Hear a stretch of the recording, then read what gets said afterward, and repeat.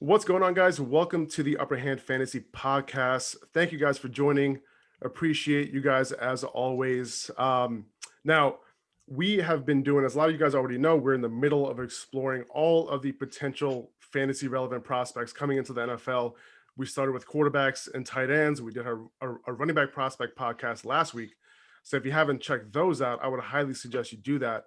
But you have to listen to this podcast first. This week is wide receivers.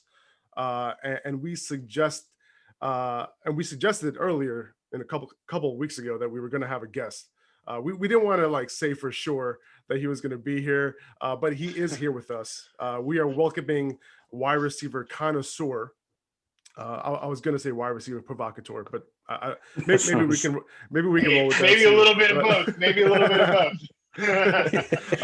But Matt Harmon is joining us for this episode. Matt, thank you so much for taking out the time and joining us. Hey guys, thank you so much for having me. I really appreciate it. Like we were talking about before we got rolling here. Love the fact that it's late-ish, on the West Coast. I never get to pod this late, so I appreciate this. When you guys said 8:30 Pacific, I'm like, let's roll with that, because like I'm in the middle of here, charting these guys out anyways, finishing up work for the night. So it's good time. It's fresh for me, fresh on the mind, some of these receivers. And I can't wait to talk about this class. I feel like I'm just kind of finishing the work on it, and it's such a fascinating group. So I'm really hyped to talk about it with you guys tonight. Awesome. And then I don't want to leave out Joe. Joe's also here. Yeah, I'm also here for us. Fantasy football analyst. He's always here every week. But I just wanted to shout out my guy Matt real quick, if that's okay, Joe. No, as you should. I would be offended if you said my name before his. No, I should have. I'm sorry, man. You're the OG, so I'm sorry. Sure. So for those who don't know, Matt is the creator of something called Reception Perception, where he breaks down wide receivers and their route running, how well they win against man, against zone, how often they win on certain routes.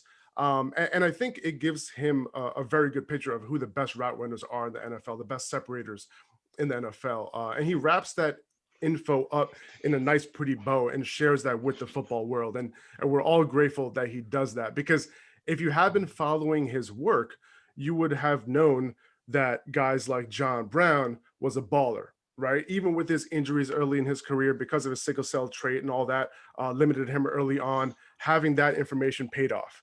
You would have known that Stephon Diggs was one of the best, if not the best, route runner in the league. And despite him not putting up ridiculous numbers early in his career, it would have helped you jump on his redraft value after a team paid a first rounder for him to become, their wide receiver one, right? You would have known, you would have been on the Tyler Lockett train as well. You would have known that once Doug Baldwin was no longer the guy there and Paul Richardson left, that Lockett would be highly regarded, right? And I can go on and on, but basically he gives you a leg up, So Matt, I apologize for the soliloquy, and I know that you offered Reception Perception with the Fantasy Footballers draft kit over the past couple of seasons, but please tell everybody where they can get your Reception Perception this year. Listen, if you want to go through the history of Reception Perception and talk about all the biggest hits, I will never stop you from doing that, because I'm proud of some of the things that have come out of the series.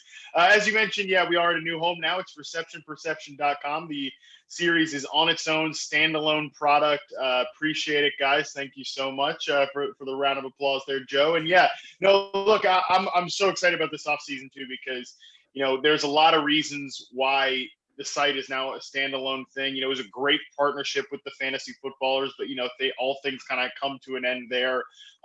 Those guys were great in terms of boosting the series to new heights. And I think now in its own venture, we can really take things to the next level. My old buddy from NFL Network, James Coe, also had a stint at Yahoo as well.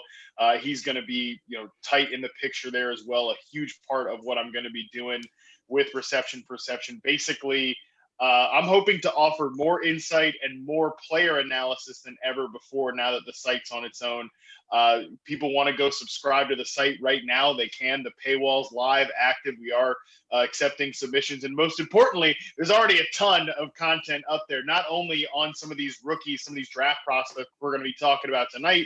There's also a ton of NFL analysis on these free agent guys that were already on the site. In addition to, for the first time ever, if you want to be one of the sicko VIP subscribers, you can actually get back, you can get all of the reception perception data that's ever been collected on NFL players. So we're talking about data going back to the 2014 season. I've never offered that before. So that's just one of the many new and exciting things that are that's up with reception perception, man. So like I said, I'm gassed up for this off season. It's hard not to be excited with all of this exciting stuff going on, man. I appreciate it. Yeah. I remember last year, I don't remember, I had you on my podcast for an episode, and I asked you, I'm like, when are you going to get reception perception its own like thing? And one of the things you said, you're like, it's coming, not this year, but it is coming. So I'm very happy to see that you now have your own home for it. I checked it out earlier. I love all the different packages that you can get, and I saw a ton of articles already up. So it looks awesome. Congrats. It's awesome. Yeah, no, and having different tiers and different packages was important to me because, you know, there have been people for years that have hit me up about like, I want access to all of that historic reception perception data, you know, the stuff going back to that 2014 season. I know everybody out there is not trying to, you know, comb through 7 spreadsheets with like 300 players on it or something like that. But there are those sickos. Hence the reason for the most expensive tier is the sicko package, because I think you truly have to be sick. You know, like not as sick as me, right, to actually have done all that game charting, but reasonably sick enough to get a wing in the hospital there. So there's something for those people, but like the least expensive package, the basic package, is just the profiles. Like, so if you just want, you know, 300 words on less than 300 words on players that I think is going to be good. You know, like, all right, cool. Like Harmon likes Curtis Samuel this year in Washington. Sweet. I know that. I'll pay $20 and like, you know, I'll go draft my redraft team or whatever with my buddies. Not a big investment. Like I said, I wanted there to be a little something for everybody, because I think that, you know, no matter what you want to get, like you want to learn the ins and outs of route running and everything about the wide receiver position. Obviously, reception perception can bring that to you. If you just want a couple of sleepers for your draft, or to know that, yeah, Stephon Diggs can be an elite wide receiver when he lands with the Buffalo Bills and whatever, like the next Stephon Diggs, what's the next situation like that? Reception perception can bring that as well. So it is something for everybody. Awesome. Exactly. And honestly, guys, like you and Matt mentioned it's an affordable package. I think you'd be doing yourself a disservice. It's worth every penny. And it's a must going into your draft season. I already got my package. I'll be referencing it, you know, in my content at times, you know, but obviously, like, you know, he's going to have all of these players charted out, and it's going to give you a big advantage going, you know, into your draft season, whether it's, you know, the fact that he's doing dynasty, you know, these rookies and these prospects is going to give you a big leg up there as well. Notice how I'm not saying upper hand. I'm doing that on purpose there. But okay, now we're going to get into the weeds here with these wide receivers. But first, like, I just want to acknowledge you for something else, Matt, and that's your weight loss journey from a few years ago. And I was following that a little bit. I read the blog post that you put out. And it's obviously, you know, an ongoing journey, right, for everyone who tries to maintain a healthy lifestyle. And you went through a serious transformation. And honestly, it's just really inspiring. And I felt like I needed to bring it up. This is the first time me and you are having a conversation, right? So to me, it's not inspiring for someone who wants to lose weight, but just in general, for anyone who thinks something is unachievable, right? The way you set your sights on something and did all the little things you needed to do over a long period of time to get there. And I'm sure it's still an ongoing journey for you. Yeah, well, number one, again, I appreciate you for the kind words there, of course. But you mentioned an ongoing journey, I think, is the key thing here. And, you know, I wrote that article that you referenced, I think it was like 2016. So it was, you know, it was a long time ago now at this point. A lot has happened since 2016 in my life and the world at large, right? So, you know, ongoing journey is the key thing. And I think talking about it this year, because, you know, I get asked about this occasionally on podcasts and on shows or whatever. You know, it's a topic that's interesting to a lot of people, right? Like trying to get healthy, trying to get fit. You know, everybody goes through that stage of their life.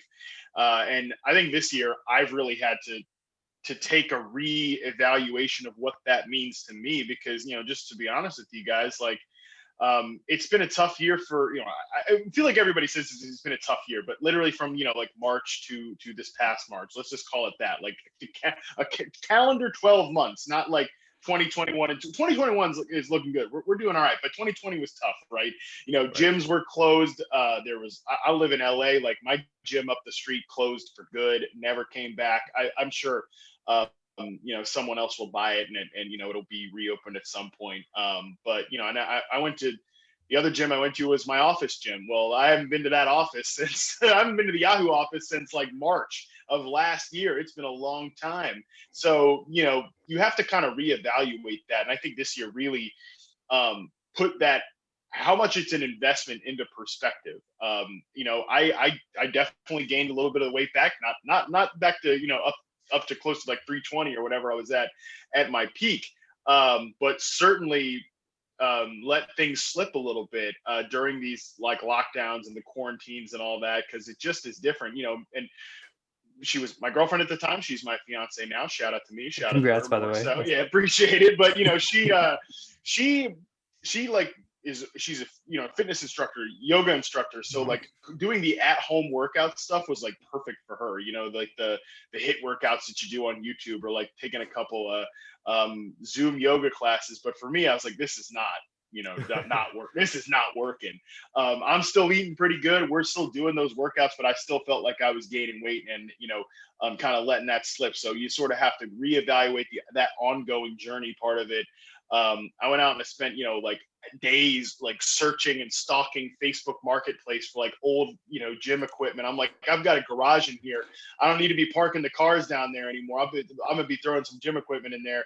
Got back, got refocused and everything. So we're in a good place now. But like I got engaged this past year, and I felt back in the summer, I was like when I was at my heaviest during this like last calendar year. I'm looking back at those pictures, like I hate those. I got engaged. It's a great moment. I feel like I look terrible. I'm sure I don't, but like you feel that way. So it really is an ongoing journey for me, and I think for everybody. And if the message of my story, I think changes all the time, because the journey for me changes all the time. And the biggest thing I would say to folks is like, it's not just, a straight, steady climb up. There's a lot of peaks and valleys. And a lot of times, because your body changes as you age. In running back years, dude, it's a good thing I talk about wide receivers, because in running back years, man, I'm about to hit that cliff. I'm turning 30 this year. So it's over. Wow. Basically, like things change as you get older, right? So it's you just always have to be reevaluating and always like viewing it as that ongoing journey. Yeah, and it is a journey, and I think you were able to, and what you talked about is part of that journey, right? I think a lot of people, I think what you mentioned happens to so many people. Like what you described was basically what I went through as well. Like I just went back to the gym that I was going to last week. It was the first time I went back into the gym because I got my vaccine, all that, right? Yeah. But luckily I had some dumbbells already because I was working from home before, so I had that in my office. Smart. Otherwise I probably wouldn't have bought any, because like you said, dude, like they were expensive, man. It's expensive. You do not realize like how expensive gym equipment is until you try to like put together a home gym during a pandemic. During the pandemic, especially. One of my buddies we were on the whole thing together, like trying to find these deals. Luckily, I found a couple like wholesale places that were, I live like right next to the coast here in El Segundo and like right out of LA. Like I'm going deep inland, like just, searching for the best possible deals. Right. But it's an investment, and that's another thing too. Like this, your health and your well-being and your physical health and your mental health is an investment in yourself. And so, yeah, if you've got to go out and spend, I would love to just say, I'm conservatively a few $100s, sure, right, more than that, on this stuff. Sometimes it does, if you're able to, it's worth the investment. For sure. Well, I'm glad, you were able to get back on track. And I think that's the key, right? You slip up, that's fine. You don't have to get mad at yourself. You just get right back on and do what you can and just keep on moving, right? Exactly. All right, guys. So appreciate that. All right, let's get into it, guys. Let's get into what we came here for. Let me ask you a question. How long have you charted college wide receivers? I know you've been doing this since 2014. Is that something you've always done, or was it only NFL for a while? Yeah, so back when I used to work for NFL Network, I had access to like a full database of like, I think literally every college game that's ever. That's amazing.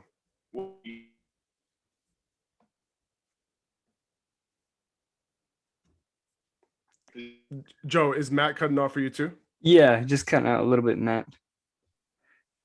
Oh, I think that's better now. Nope, no, we're good now. My bad. I'll just start that section over again. Sure. That's fine. Yeah, so basically, I used to chart prospects back when I had an access to a film database back at the NFL Network.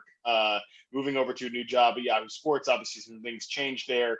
And so long story short, I've charted the 2016, 2017, and 2018 draft classes, lost access for 2019 and 2020, which great stuff. Those were actually good classes.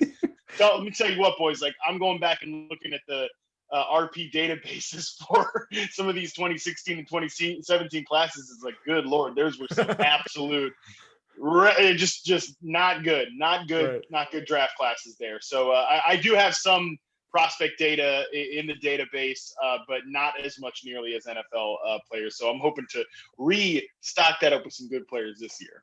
Nice. Okay, so as far as this draft class goes, there are a lot of undersized guys, right? I'm going to put that in air quotes, which I think makes what you're doing even more interesting, right? And we'll get to Jamar Chase, and I think he's the consensus number one for most people, and I'll be curious to know who your number one is. But I want to stay on that topic, and I want to start with Devonta Smith, right? He's 6 feet. He weighed in at 166 pounds very recently in Indy. I think he was 170 at his pro day. Now, I would bet on him not gaining much weight in the NFL. Like if he was going to gain weight, he might have done so at Alabama for 4 years. But we've seen the domination he put on display this past season. And the size is a question, but the fact that he didn't break out before the age of 20 is held against him a little bit. So if he dominates in the NFL, he's going to be an exception to the quote unquote rule, right? However, he can separate. We know that, right? He can run routes. That's what matters. So I know that you just tweeted out a couple hours ago. I saw that you charted Devonta Smith. Please tell us what you saw from his tape. Yeah, you mentioned it. I think you have to ask the questions about, BMI and weight and everything like that. I think to just brush that stuff off. I never want to be that guy where it's just like, just trust the tape and it is what it is, and like not ask those questions. Those are legitimate, real questions in his profile. And I'll just say this too about this class as a whole before we jump all the way in. I think I get it. Jamar Chase is the consensus one. I don't think there's that big of a separation between 1, 2, 3, 4, and even 5. Like my top 5 guys in this class, I don't think there's this giant gap from Chase to Smith or to Waddle or to a guy like Rashad Bateman, who we'll talk about, I'm sure. I think all of these guys are good players, but I don't see any of them as I think the idea that the Bengals, for example, would pass up on what is their clear, screaming biggest need, an offensive tackle, to take Jamar Chase at 5. Like, I think if you're going to take a wide receiver at 5 and pass up a need like offensive tackle, if you're the Bengals, I think you need to be trying to take like a Julio Jones, an AJ Green type of prospect. There's a lot to like about Jamar Chase. There's a lot to like about Devonta Smith and even Jalen Waddle.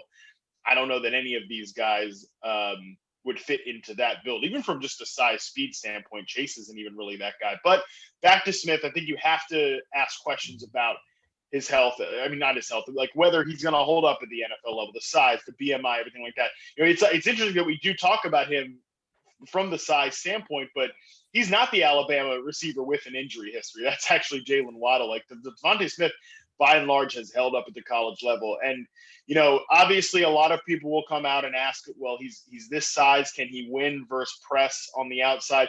Number one, you have to ask how any receiver is going to be able to handle the transition from college to pros in terms of getting off press coverage. The cornerbacks are going to be better at the NFL level. That being said, there's no evidence that Devonta Smith is going to struggle versus press coverage just from what he did at the NFL. I mean, at the college level. He was unbelievable. 78.9% success rate versus press coverage. As you mentioned, I posted that earlier. That's the best score in the class.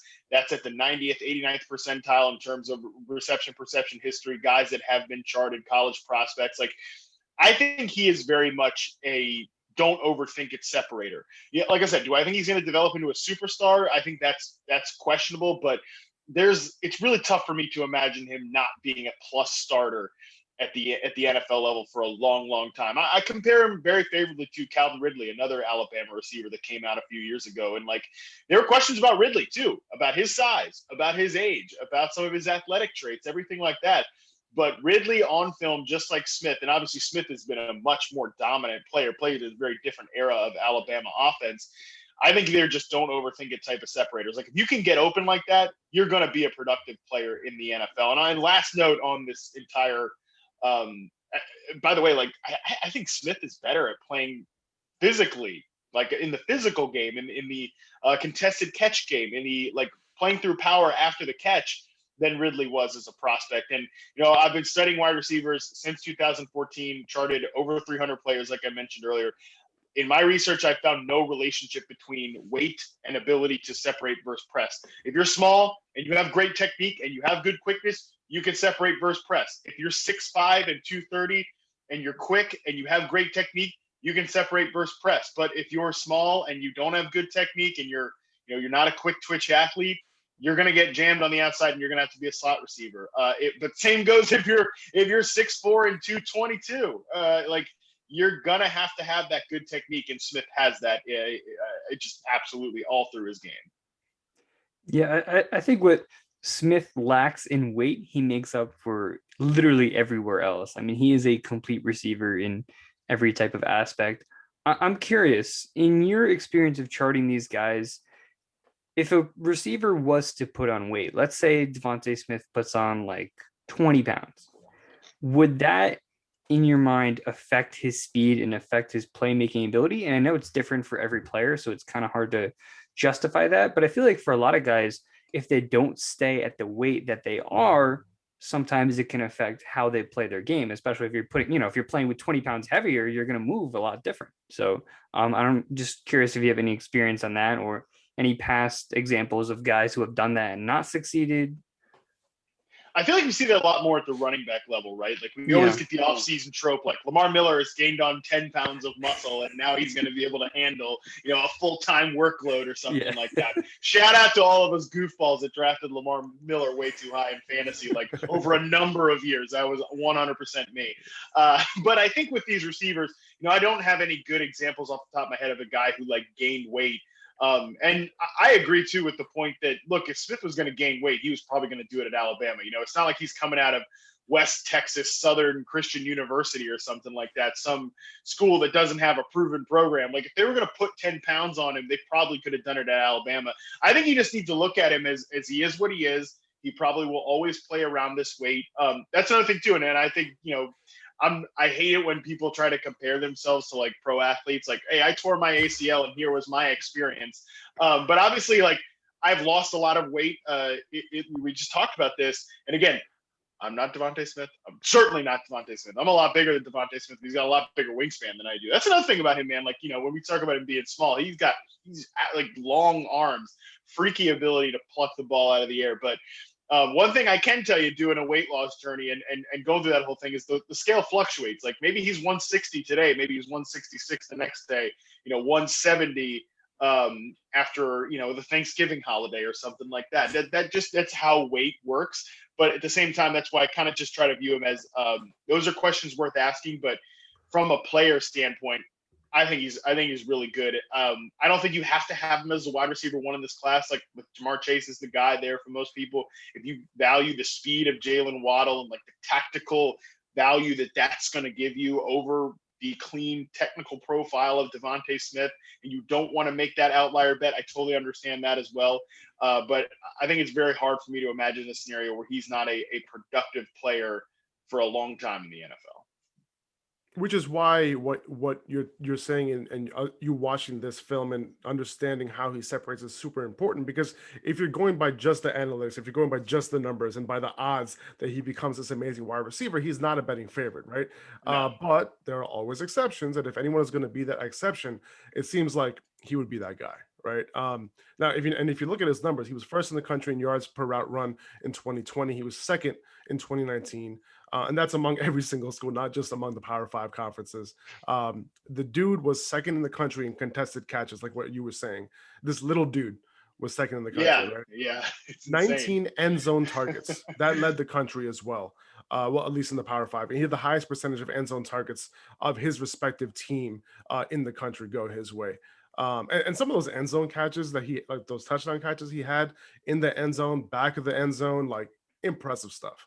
So I'm looking forward to him. I was a little low on him, before I started really watching him, in the beginning of the offseason. I was just like, looking at his weight. I was looking at his when he broke out, and I was just like, man, is this going to work out? But after watching him, and after hearing what you have to say on him, I'm going to be a lot bullish on him in rookie drafts and all that. So you are team Devonta. I love it. Okay. Now, I know we took a long time with Devonta Smith, but I think it was necessary. It's one of the most debated topics when it comes to this draft class. Now, Jamar Chase, moving on to him, amazing 2019 season. He opted out in 2020. That led to Terrace Marshall Jr. becoming the guy at LSU this past season, and we'll get to him. But Chase's 2019 season, it was pretty bonkers. Like, he was 19 years old. He had a 30% Dominator rating.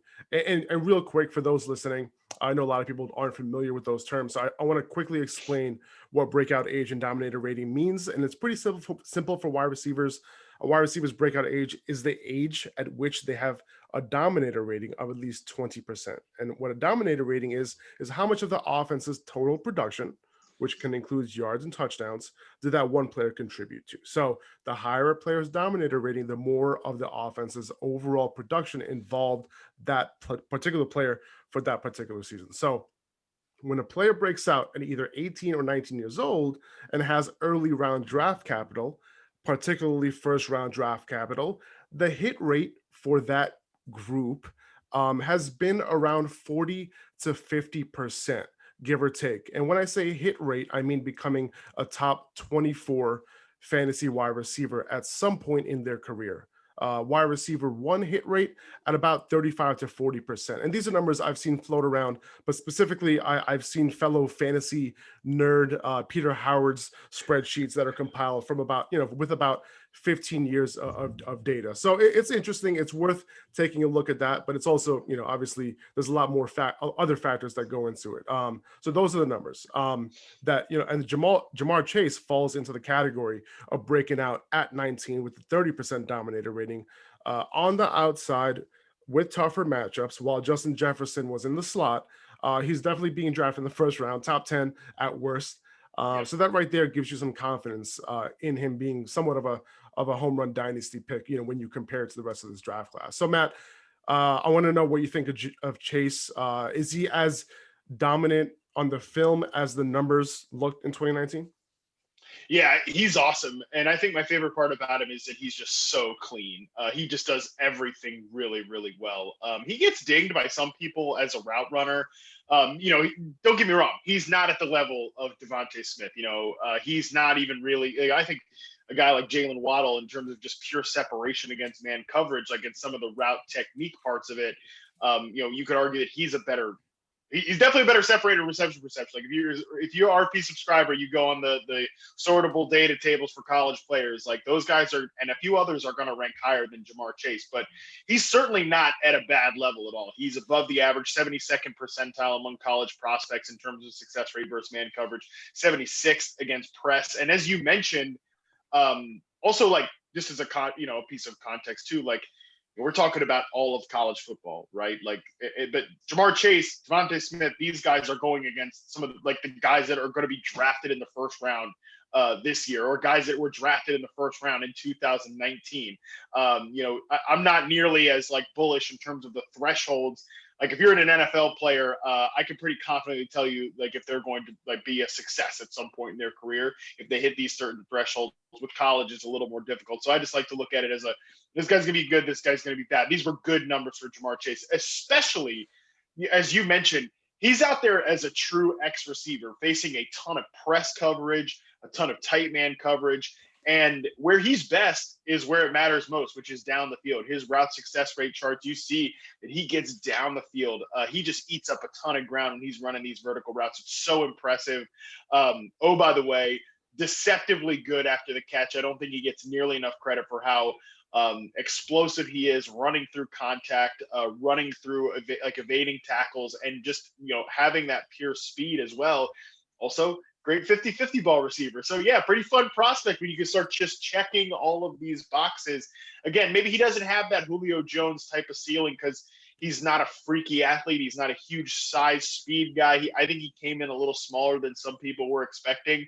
I finally settled on sort of a Larry Fitzgerald comparison for him. And, that sounds bad right now because we're thinking like, nearly 40-year-old Larry Fitzgerald, who's like basically a tight end for the latter-day Arizona Cardinals. But I'm thinking more like peak Kurt Warner era Larry Fitzgerald, when this guy was like a top 10 pick in the NFL draft. And, Fitzgerald could take those. I remember that Super Bowl play that he had against the Steelers where he took that long catch and run, just that awesome playoff run from Fitz. I could see Jamar Chase having that type of career. Let's just, for God's sake, hope he plays with better quarterbacks, than Larry Fitzgerald did for a long time. Went through a decent run there at the end of his career. Matched up with Kyler for a hot sec, Carson Palmer, Kurt Warner, but for a long time, a lot of dust there with Larry Fitzgerald's quarterbacks. I hope Jamar Chase finds some better success because I could see him being a similar type of player. Yeah, I agree in the sense that Jamar Chase to me is not like a generational prospect. Definitely going to be the first wide receiver taken off the board. It's going to be interesting to see if Cincinnati goes for it. Like you said, I think this offensive tackle class, and we're not here to talk about tackles, but I think this offensive tackle class is actually really strong. So if they did end up taking Chase at 5 and then waited to the second round and ended up getting like a Dylan Radunes or Jalen Mayfield or someone like that, then I think it could work out. But overall, I'm excited to see where Chase lands and the possibilities between Cincinnati. It seems like Miami's in the run for him. Detroit, if he falls far enough, which I don't think he will. So it's going to be interesting to see where he lands. I love the physicality he plays with as well, which I think is a pretty underrated part of his game. If you're the Bengals and you do go with Jamar Chase, like I said, I wouldn't do it. I think I would take the tackle there because it's just such a clear need. Like you're looking at them tweeting out those pictures of Joe Burrow with the scar in his knee, yeah. And you can see the scar. It's like, come on, take a tackle, right? Like you can't tweet that out and not protect this guy a little bit. I think both of these positions, tackle and wide receiver, there's going to be quality when they come up on their next pick. I think if you're the Bengals, you look at it as we have T. Higgins, we have Tyler Boyd. I think long-term, those guys are really, especially T. Higgins, I think can be a really, really, really good number 2. But I don't know that he's a true alpha number 1 receiver. Boyd, I think, is just a really good slot receiver. So you don't have that number 1 type of difference maker. You're not going to probably get that number 1 type of difference maker at wide receiver in the second round. So you take Jamar Chase there and you try to figure out like a starting left tackle or right tackle or whatever, wherever you want to end up playing this tackle if you're the Bengals at their second pick. But I think that's maybe the logic that they'd look at it. Yeah, we know that we know who Joe wants the Bengals to take, and that's Soul, because my man is a Joe Mixon truther. Any help that the Bengals can do to help Joe Mixon in any way, he's all about that. I've been on the Joe Mixon train for quite some time now, and I've been getting ripped for it for years. But I think this is the year. I think this is kind of the year, though. Right? I just wrote about this for a piece on Yahoo, like looking at some of the most running back needy teams, and I think I put the Bengals at the very bottom, like the 10th in terms of the top 10 most needy teams. Right? Like they could use a better number 2. They could use an alternative. But it's kind of set up for Joe Mixon to this be the year. It's just been sort of a bad string of luck with Joe Mixon there. Now Joe Burrow's healthy, like Gio Bernard's gone. Hopefully they can throw him the football a little bit more. Yeah, I don't know if you saw the picture. Hey Joe, I think you need to clip that. Yeah, I'll clip that. I'll make sure to put that like on my website front page. And even on that picture, we were talking about Joe Burrow with the scar. See who's sitting on that chair? Who's sitting on the king's chair with everybody next to him? It was Joe Mixon. So, and you know what? Maybe if they don't draft Jamar Chase, maybe we get to see some Auden Tate action on the other side, winding up on the outside. It's true. Are you a fan of Auden Tate? I mean, he's not the worst like third receiver in the world. He's definitely flashed a little bit. So yeah, I really just, that's what, again, if I'm them, I'm going to pass on receiver at 5, but they might not agree with me on that.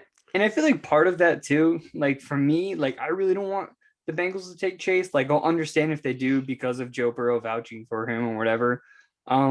But I feel like part of it too is like I'm really excited for what this T. Higgins Tyler Boyd duo could look like if they're let alone. Like I'd love to draft Tyler Boyd. I think he's a great target this year. And then T. Higgins, if we're getting him in the 7th or 8th round or 6th, 7th, whatever it ends up being, I think it's great value as well. So I'm just excited for that duo. And Jamar Chase kind of ruins it in a way, but he has his own individual value. So it's, that's the fun part of fantasy.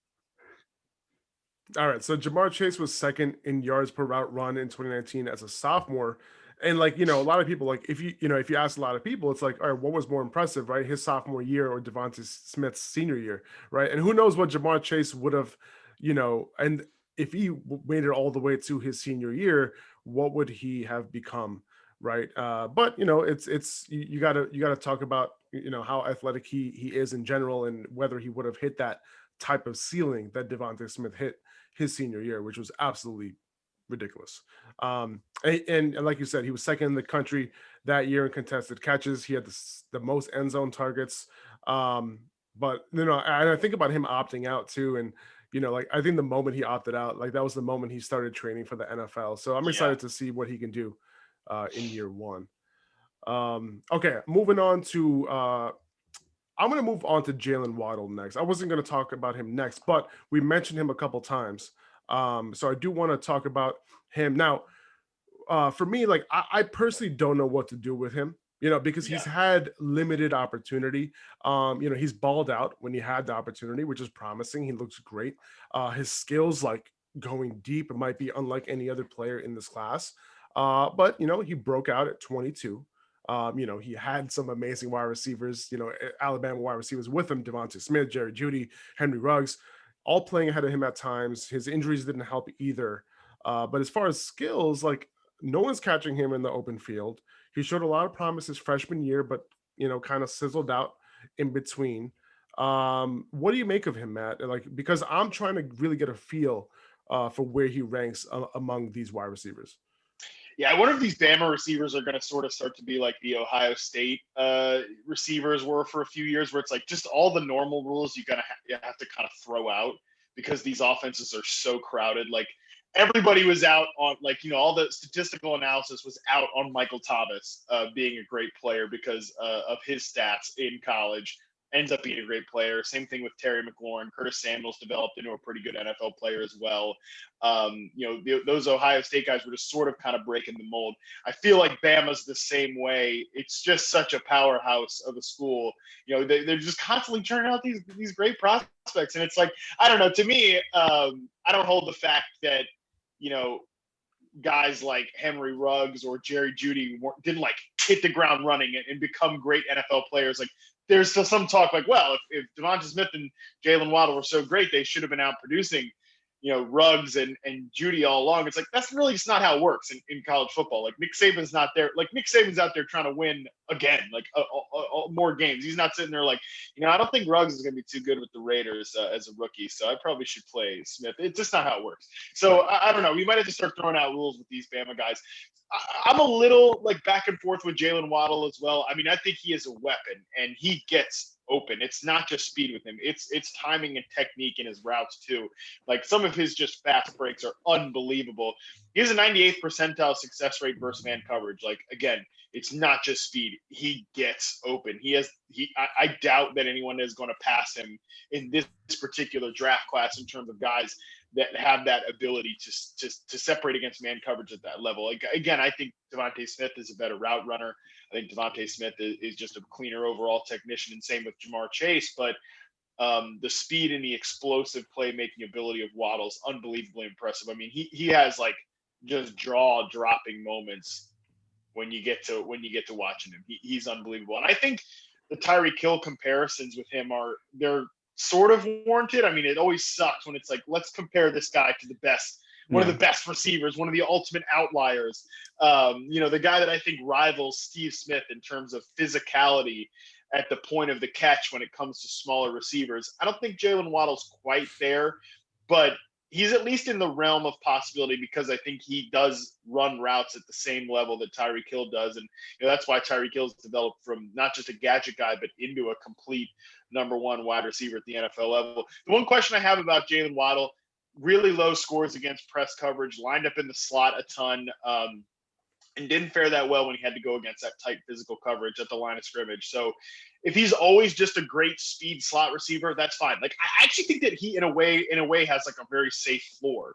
I think he could be a Will Fuller type of player, not Will Fuller this past year, but like Will Fuller. And that's why I really want the Cardinals to take Jalen Waddle, because it's like, just make him the new version of Will Fuller across from DeAndre Hopkins. This offense needs more difference makers beyond just Hopkins and Kyler Murray. I would love to see Jalen Waddle land there, because, at worst, he's going to be a guy that you have to account for on every single snap, because he can take it to the house in 1 second. But what do you do when he lines up across a number one wide receiver, a New Hopkins type of guy that is a coverage dictator in his own right? I think he can put a defense in a bind that way. So I hope he doesn't go to a team, I guess in Miami he would be fun, like being across from actual Will Fuller, right? Like, that would be a pretty fun duo there. A lot of speed in that receiver core, but a team like Detroit, just off the top of my head, like, no, thank you, please, for a number of reasons, but like, they so badly need a number one. I don't know that Waddle's definitely going to be that type of guy, but I think he has a very good floor as a coverage dictating big play number two receiver. Waddle kind of reminds me of like we talked about earlier with Larry Fitzgerald being in the peak of his career. He kind of reminds me of like a peak career like Randall Cobb.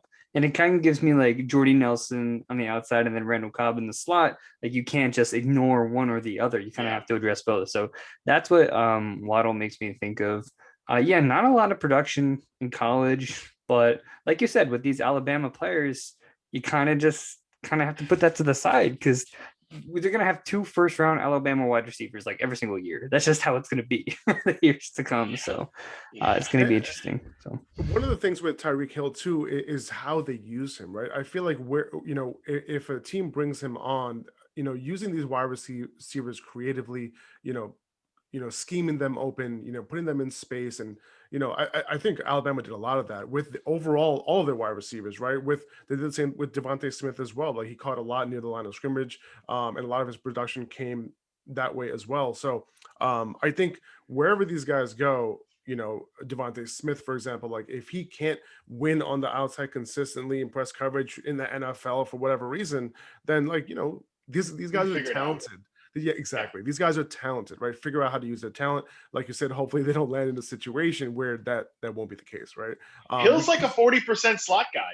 That's why, another reason why, even if he doesn't become Tyreek Hill, deploy him tactically in that same way.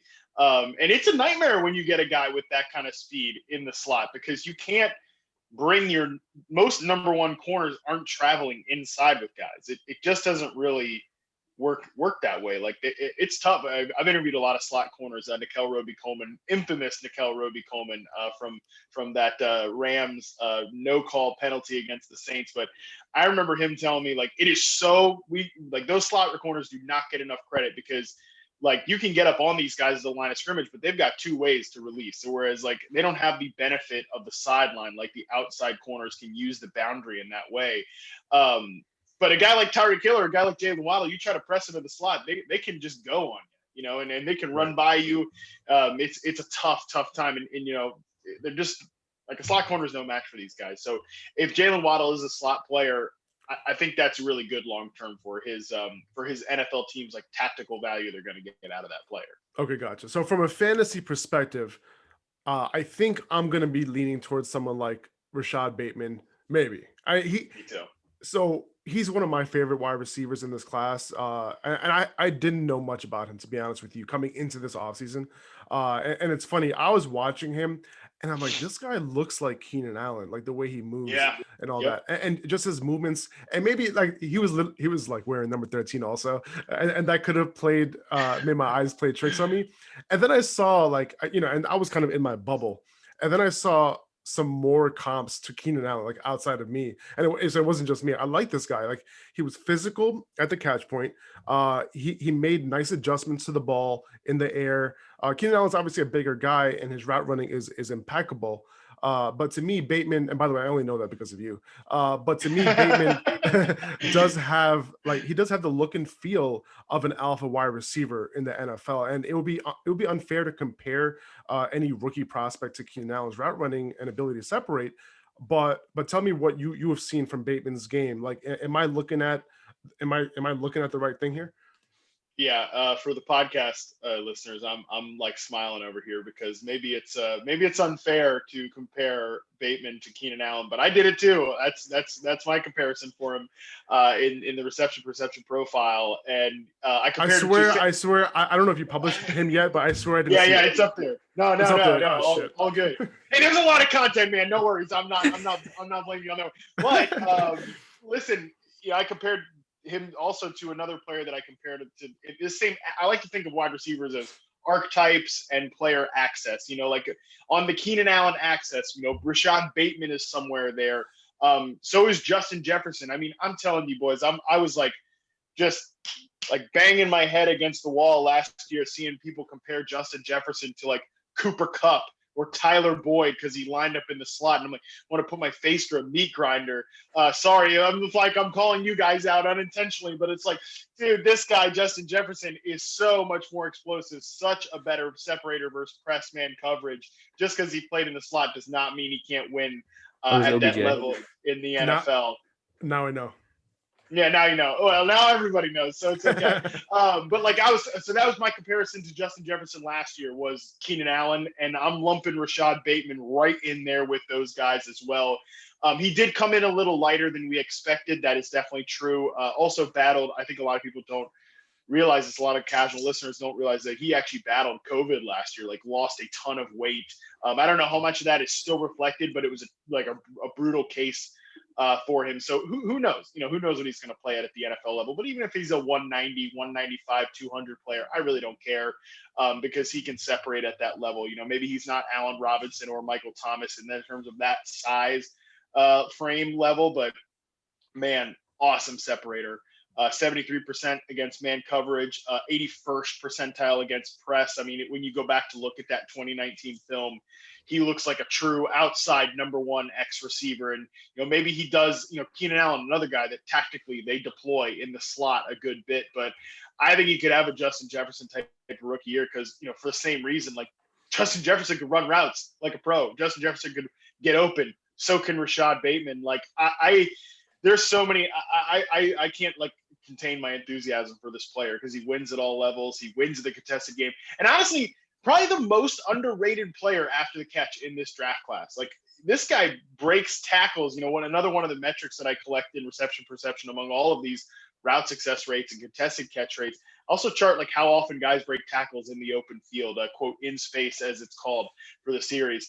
He broke multiple tackles on 17.6% of his in-space attempts. Like that's the top level among receivers that in this draft class so far, especially when you're not looking at the Rondale Moore type of players.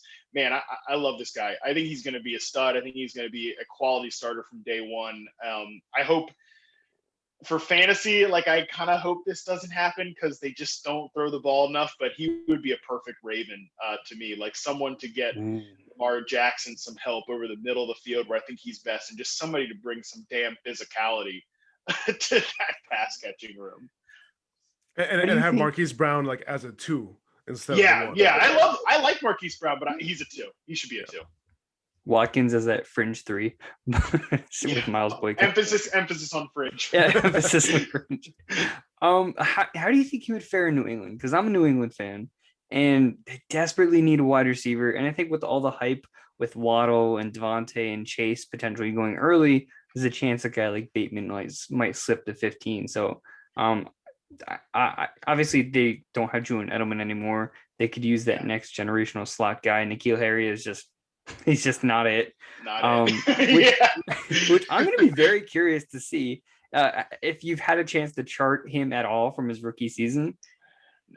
No. Okay, but I'm too many guys to get to. Yeah, he's not top priority right now. I'm gonna be very curious to see when you do get to that point. I want to know the truth behind Nikhil Harry and why it didn't work out. But I'll be interested to see where Bateman lands in that aspect. I'm really excited. I hope he goes to the Patriots. Yeah, look, I hate that we're just sending him to all like the most run-heavy teams in the NFL right now, but yeah, I think that he'd be a great fit in New England too. I think Cam has really, just the stars never really aligned with Cam in Carolina. Like right when they finally got some guys like Curtis Samuel, DJ Moore, and obviously Christian McCaffrey is like a special route runner at running back. They finally get him some guys that get open, and his shoulder falls apart. New England, he's with a cast of characters of guys that can't get open. Bateman can get open. I think that he would actually be like, he could be the alpha in that room of a bunch of guys. Like I like Nelson Aguilar in that deep threat role. I like Kendrick Bourne as like a number 3 receiver that's reliable. Like even Jacoby Myers has flashed contributing ability too, but they really lack an alpha receiver. I mean, for alpha receiver for this version of the New England Patriots is like maybe getting 75 targets if they're lucky. So again, for fantasy, it would absolutely stink. I'll give one more landing spot too that I think Bateman would make a lot of sense in. And again, it's not the Jude. Well, listen, I got another guy I want to see in Tennessee, but I'll bring him up a little bit later. But that would be great. That would be awesome for fantasy. That would be awesome. This one's not as awesome for fantasy, so I'm sorry, Rashad. We're just keep digging the hole here. But Chicago, I think, would make a ton of sense for Bateman as a guy that, can go across from Allen Robinson, could be like a true number 2 there. They have a speed 3 in Darnell Mooney. Like the team just hates Anthony Miller at this point. They hate that guy. I like Anthony Miller. I kind of hope he gets traded and maybe can rehab his career somewhere, but maybe it's just never going to happen. I think that Chicago could really they're in a rough spot, and they're in a rough spot all over the place, but they're in a rough spot at receiver. I wouldn't be surprised if they look at Bateman there in the first round too. So, the charting sounds great. So I'm happy.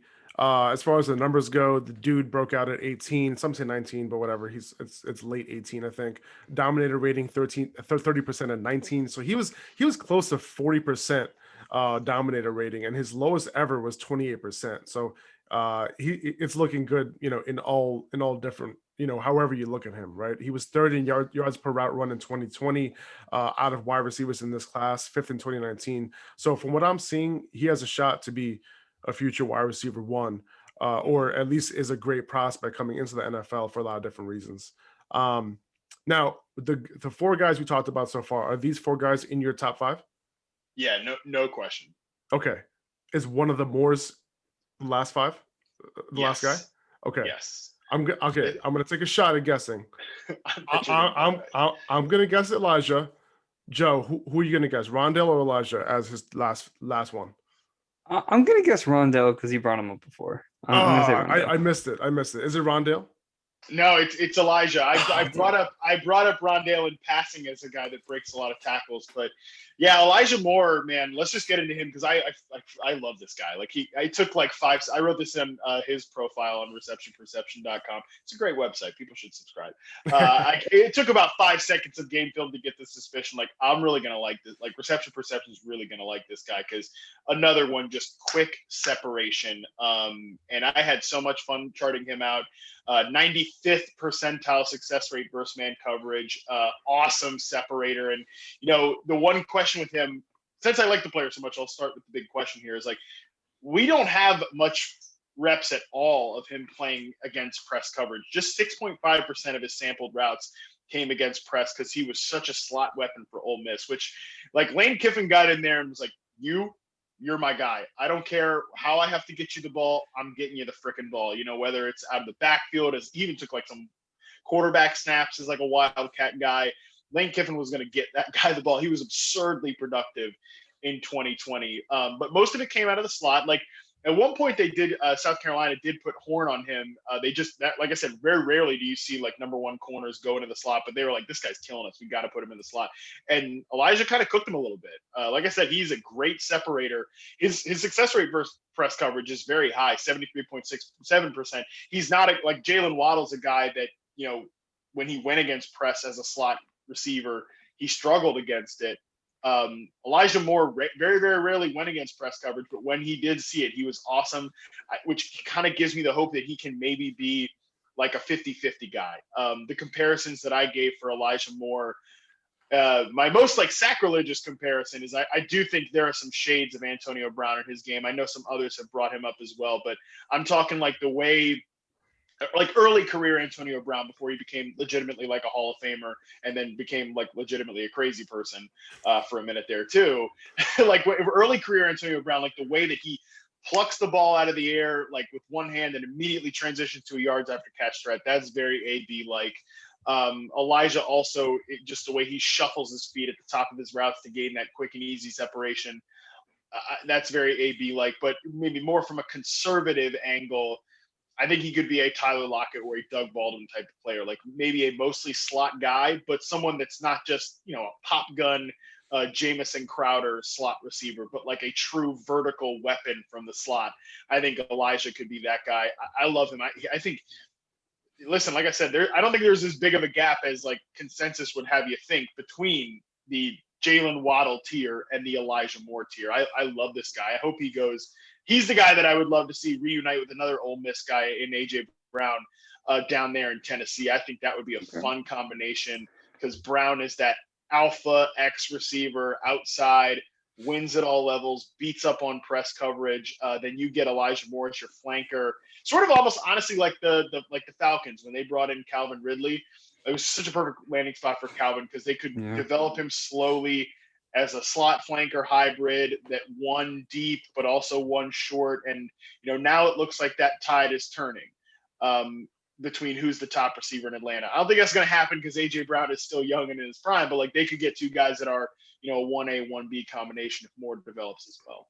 Yeah, especially with all the vacated targets they have with Jonnu leading, Corey Davis leading, Adam Humphries. They have nobody. So. They have nobody. Yeah. Tennessee is in as rough a shape outside of like, yeah, they have, I think, a legit elite receiver in AJ Brown. That's how I view him. Sure. I think everybody's going to be kicking each other to get AJ Brown on their fantasy teams this year for good reason, because he's a stud and they have so much volume available, and they probably will have to throw the ball more because their defense is like, I mean, that is like not an NFL secondary. That is like an expansion level secondary that they're sporting there in Tennessee. But give me a break with this Josh Reynolds thing. Like, no, there's nothing about Josh Reynolds that's like, oh, he deserves a promotion to be the number 2 receiver in Tennessee. No. Reminds me a lot of like Tajay, you know, tides that bind here with Tennessee, but it reminds me of like when Tajay Sharp went to Minnesota last year. It's like, well, I guess he's going to be their number 2 receiver across the route. No, they're going to draft somebody. I think the Titans draft somebody as well. Right. And when AJ, go ahead, Joe. No, I just can't help but think that DK, AJ Brown, and Elijah Moore were all in the same like place at the same time, which is nuts. Because if that happened in the NFL, if you had DK and AJ Brown and then Elijah Moore in the slot, that would be absolutely nuts. And when AJ Brown and DK Metcalf left, Elijah Moore was still 19. And he had a 45% dominator rating after these guys left. Like you said, Matt, he was the guy, right? And he had some serious production. Second in contested catches, at his size, you know, it was super interesting. And as a slot wide receiver too, targeted downfield more than I thought, you know, he would have. He was top 10 in air yards. As a slot receiver, 5th in 20 plus yard catches, 4th in deep ball yards, meaning, you know, as far as like targets of 20 plus yards in the air. And then among those 20 plus yard receptions from the slot, he was 2nd in both catches and yards. 2nd in the country behind Devonta Smith in yards per route run among wide receivers in this draft class. So open field ability, dynamic. I like this dude too. And if he's going to play the slot, I feel like he's going to dominate. And he could probably dominate like in his rookie year if he gets, you know, like one of these starting slot roles. By the way, Matt, I just want to say I'm really excited for Anthony Ferkser to get that 100 targets next year. I was excited for like I was honestly excited for AJ Brown to get like 180 targets this year. Like I was all about that, but. Hey, I'm down for that too. If that's where it's got to go. That's where it's got to go. Matt, we're hitting up on an hour right now. We have a couple guys more to talk about, but I want to know, like, are you at like a hard stop, or do you have another 15? Yeah, we can go. We can do another 15. Let's just, okay. You know, I'll try to not blab on and on. Now that we're through my 2 like favorite guys, with Bateman and Moore, we'll go, you know, slander the rest of this. There's definitely guys that do want to know about like Kadarius Toney and right. I think Kadarius Toney's a huge one, but we'll get to him. But I just want to make sure we cover that guy. I think a couple guys, like I think I think we'll hit on like Rondale Moore, Terrace Marshall, and those two guys, Amari Rodgers and Canary Sony. I think those are the main guys, I think. So as far as Rondale Moore goes, dude broke out at 18 with a 30% Dominator rating. So, and a lot of people get these two guys confused, Elijah Moore, Rondale Moore. Different players, similar size. Rondale's a little shorter. But what have you seen from him? And obviously, both these guys played in the slot primarily, by the way, almost exclusively. Yeah, I think that Elijah Moore, that's going to be tough. Elijah Moore is like definitely the more, I'm saying freaking more a lot, but like he's the more complete route runner. He showed a lot more down the field potential. Rondale Moore's fun. He's a tough like projection. I feel like this is such a cop-out take, but it's just going to be so landing spot dependent with him. Like I could see some team just having no idea what to do with him. But I also see like sort of a souped up Golden Tate type of player because he's physical, he's tough. He's not at all, a finesse runner in the open field. There's some moments where you see him really deal with tight physical coverage, that you see him win those routes, and those are good moments that like maybe he could become that Golden Tate type of player. Never a true outside receiver, never really a number one guy, but a player that you see a lot of fun moments with. I like Rondale Moore. I want to see him go to the right spot. That's going to really be what moves the needle for me, because you know how it is with these guys. Like Elijah Moore and Rondale Moore, I do think are very separate, because Rondale, I just don't have that same sort of catalog of like, look at him running all of these pro style routes. You do have that with Elijah Moore, even though he's doing it from the slot. With Rondale, it's just like, is he going to get with the team, that has some knucklehead offensive coordinator that doesn't know what to do with the guy, or is there going to get with a spot with a creative coach that can make the most of him? That's I think the big question. Yeah. It was I didn't know what to make of him, because a lot of his routes were a lot of underneath stuff, like after the catch type of stuff. Didn't really see too much intermediate, deep routes. So, I wasn't sure really what to make of him. Apparently he might have some potential there, but we'll see. I think you also, I could see him becoming a running back too. Like, like a third down back type of guy, think like James White, but like a rocked up version of that. I could see it. I could see him becoming that type of guy. If a team just doesn't want to bother wasting their time developing his route tree and just wants to get him, and actually that like wouldn't be so bad for fantasy, right? Like if his team wanted to use him in all these different ways. But that's what I'm saying. Like I want to see him get with the team that's going to have a creative, open mind to approach to him. Right.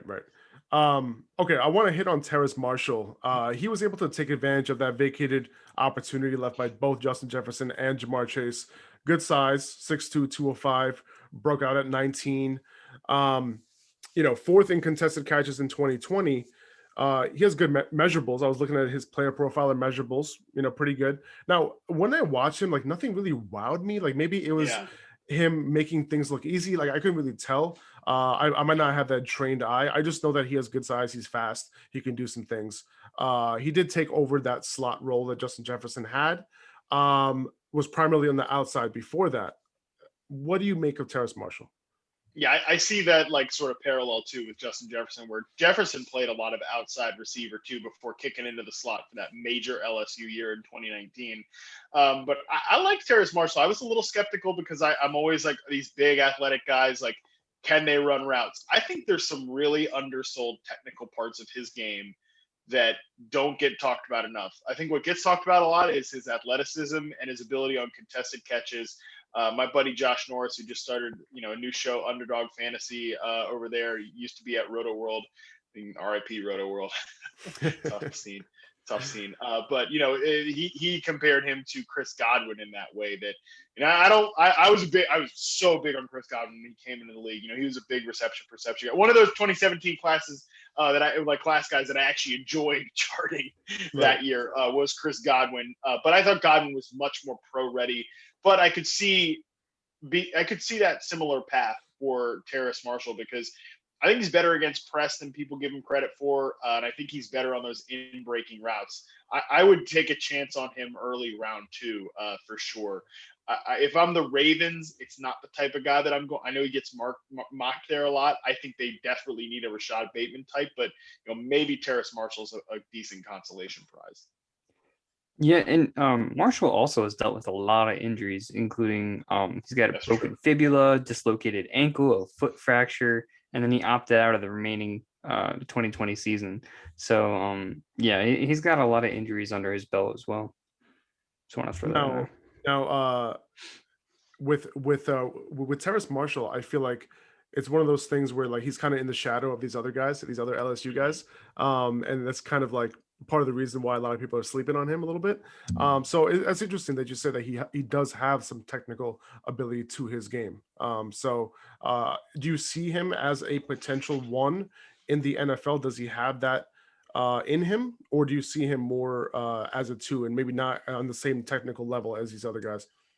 Odds are he ends up being a really good 2, but I think there's a chance. I think there's a chance for him to develop into a 1 because of the athletic ability molded into some of the technical understanding that he showed in 2020. I was really impressed with him the more I went. And I just want to note too that Chris Godwin thing, like if you paid attention, Adam Humphries, when he left in free agency, you would have known if you were following Matt Harmon stuff that, Chris Godwin was legit and he wasn't just one of the wide receivers in Tampa. Just want to throw that out there. And then after that, every year this is this year's Chris Godwin. This is this year's Chris Godwin. Yeah. He's so good that he's become a mold, Exactly. Like that's when you know you're good. Exactly. And on top of that, now imagine a world where Detroit, if Jamar Chase is no longer available, they wait until the beginning of round 2 and then they select a guy like Terrace Marshall. Would you like that type of fit for him? Yeah, because I think it's a chance for him to be a 1 eventually. It just seems tough sending anyone to Detroit right now. But like they literally have. I joked about Tennessee having an expansion level wide receiver room. The Lions had to sign damn Tyrell Williams and Rashad Perryman just to field an NFL quality roster. Not quality as in like they have a quality roster. I mean like they're passable NFL level of players there. They really are a spot where, and Jared Goff gets a lot of crap, and I've given Jared Goff a lot of crap, but he's at least he can be average. So it's not the worst landing spot for a guy like Terrace Marshall, especially because they're going to stink and they're going to throw the ball a lot. Yeah, and they can lean on TJ Hawkinson too. So that's true. One guy not a lot of people are talking about before we get to Amari Rodgers and Kadarius Toney is Dyami Brown. I feel like he is someone who has good size. He played on the perimeter. He broke out at 19, a lot of downfield targets, a lot of contested catches. I feel like he knows how to track the ball deep. I get a good feel like when I watch him, like certain guys, I just get a good feel. Like I feel like he runs routes well. I'm not an expert there. I defer to you, sir. What have you seen out of him? Yeah, my 2 guys that are like kind of underappreciated in this class are Dyami Brown and Amon-Ra St. Brown, and they're totally different guys. But Brown his profile is already up on receptionperception.com, and like I compared him to the type of player that Will Fuller doubters thought that Will Fuller would become in the NFL, which is a guy that has a limited deployment level. He only lined up on one side of the field in college, only lined up on the outside left position on 92.7% of his sampled snaps from 2020. But in that role, really good, and not running a ton of routes either, by the way. Like, I mean, we're talking about slants, curls, goes, that's it. Like, you're not a ton of digs, not a ton of like those, not a ton of those like deep corners, the flats, breaking to the outside. It's mostly just those routes over and over again. So I think there's some development there, but he gets downfield. He wins in the deep game.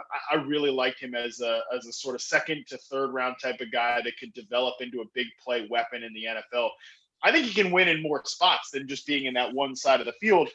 We just don't have a lot of samples of him doing that, but it does drop the ball a lot. I'm not a big drops guy, but man, he makes a lot of mistakes. And like the one thing that bothers me about him is like he compounds those mistakes. Like when he drops one, he drops 2, he drops 3. There are some games where they just come in bunches. And that's part of that, like, Will Fuller doubter compare, because people thought Will Fuller was going to have drops problems coming in the NFL. He really hasn't at this point. He's been a pretty clean, actually one of the best contested catch receivers in the NFL is Will Fuller. Doesn't get a lot of credit for that. But yeah, I think I like Brown as a developmental big play guy. I think he gets kind of overlooked. Also tough too. Like he's a pretty rugged player in the open field. It blocks a lot too for those 2 stud running backs there in UNC. I like this guy a lot. I think he gets underappreciated. Okay, good. So for some reason, I put Amari Rodgers and Kadarius Toney in the same bucket. I mean, I feel like there's a few things that kind of they're similar with. It's just how my brain works. Another 2 slot wide receivers, 2 guys who broke out at 21 years old, a little bit late, when you consider, what these metrics mean. But Rodgers, he played with Justin Ross, he played with T. Higgins, didn't do much while they were at Clemson, but was able to finally be the guy in 2020. Still only had a 23% Dominator rating. It's good, but not overly impressive. But he's a guy I don't have like really positive vibes on. Like for me, he just didn't stand out to me when watching him. I just kept thinking, oh, that was a nice throw by Trevor Lawrence. And I feel like as a senior with Trevor Lawrence, like maybe he could have had a better year as a senior. Maybe that's a bit harsh. What have you seen when you look at Rodgers? Yeah, I feel like he'll be a solid but unspectacular pro. Like it would take a lot for him to be a high-end fantasy contributor. But I do think he's I think he'll be a good draft pick. I like his ability to get open against zone coverage, potentially be an inside receiver. My guy Sterling Shepard, it's never really kind of come together for him in that explosive way. I could see Rodgers having that type of career, like better NFL player. Like Sterling Shepard's a good NFL receiver, just never going to happen really for fantasy in terms of that big high-end potential, because you're just not going to funnel your offense through that type of player. Also, he's played with Daniel Jones. Give me a break. That's a whole nother discussion. But like I could see Amari Rodgers having that type of career where he's a better NFL player than fantasy player. And I am a big fan of Rodgers as like a later round guy. Like you said, I'm not expecting anything huge out of him. I just love the fact that in March of 2019, Rodgers tore his ACL and then came back after 6 months. Insane. Yeah. Nuts. Insane. Absolutely nuts. And he's a big boy. He's like, I think when I saw his weight, he's like 210, 211 for a 5'9" receiver, which is like almost twice of Devonta Smith. Not really, but like point being, he could take the hits that Devonta Smith can't. So to have over 1,000 yards, it'll be very interesting to see where he lands. One of my favorite players. So I'm glad you had some good words on him. Another guy. What's wrong for us? No, nothing. Okay, we'll talk about that later. Kadarius Toney, I definitely want to hear about before we run out of time. I definitely want to hear your thoughts on Kadarius Toney. And I know I'm stepping on your toes for us. I'm taking over the podcast. I'm glad. I have no idea with Kadarius Toney, man. It's tough. Like I think he's really good after the catch, right? Explosive, wins some. He plays pretty physical. He's just not a route runner, like at all. And, like, I'm not talking like, okay, he's a college prospect. Like, you can teach that up a little bit. I'm just like, he's out there doing just whatever, man. And, like, I could see him it's just not really run around. So, like, it's weird. His reception perception sample, I don't want to, like, spoil it too much for when it hits the site, but check it out. It's going to be weird. I don't really know I just don't really know what to do with this guy. Like, I think he could be a Deebo Samuel type of player. Like, Deebo run, but I feel like Deebo is much better downfield. Like, not just the light sprinkling that you get out of Deebo and those like deep posts to deep digs. If Samuel can become, I just call him that. If Kadarius Toney could develop on those routes a little bit, he could be that type of player. But again, that's going to take the right coach, the right quarterback, because like I could easily see Kadarius Toney. This is totally narrative driven, but like I could totally see him getting with a quarterback that like just hates him. Like think about him with Tom Brady. Tom Brady would have this guy like marched off the field in a second. Like Peyton Manning wants you to be at this spot at this time when I throw the ball. Kadarius Toney's like freaking 3 steps behind because he's doing all these weird jukes and stuff in his route. I don't know, man. He's a tough player. I don't mind him. Like I'm not out on Kadarius Toney, but he's not like I see some people put him in the first round. I wouldn't put him there. I definitely did not watch nearly as much film as you, but call me crazy. This dude just falls on his routes, just like out of nowhere. Because he's doing so much. Like I just don't know that he has like a plan all the time. Like I'm like, what was the plan on that? Weird player. I can't wait to see that profile. I'm really curious because like he's I don't even know if raw is the word. Like, is he raw as a route runner? No, because I don't know if he runs these type of routes that he's going to need to in the NFL. Now he's athletic as hell, right? And maybe he could be molded into something and get that fixed. So he might have that ability because of how athletic he is, but at the same time, when he gets at the NFL level, he might need to have a lot more polish to his game than he showed. I mean, he was a quarterback in college. I mean, high school, right?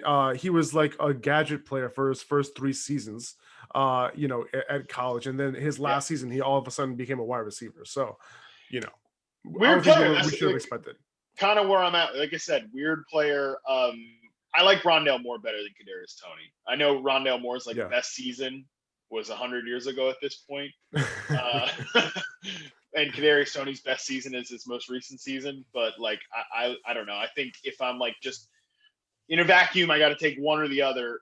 I think Rondale Moore is just as explosive and just as potential win in the athletic side of things. Then same with Kadarius Toney. I don't know. I think Moore has more upside there. Okay, good. Okay, so I don't even want to ask you if I missed anybody. I don't, because I want people to go check out Reception Perception. Matt, I first of all, thank you so much for joining us today. Thank you for going overtime as well. No worries. I think you brought amazing value to our listeners and to us as well. I'll be listening to this again myself to go over the nuggets you brought up tonight. And guys, I'm telling you, please check out Reception Perception at receptionperception.com, right?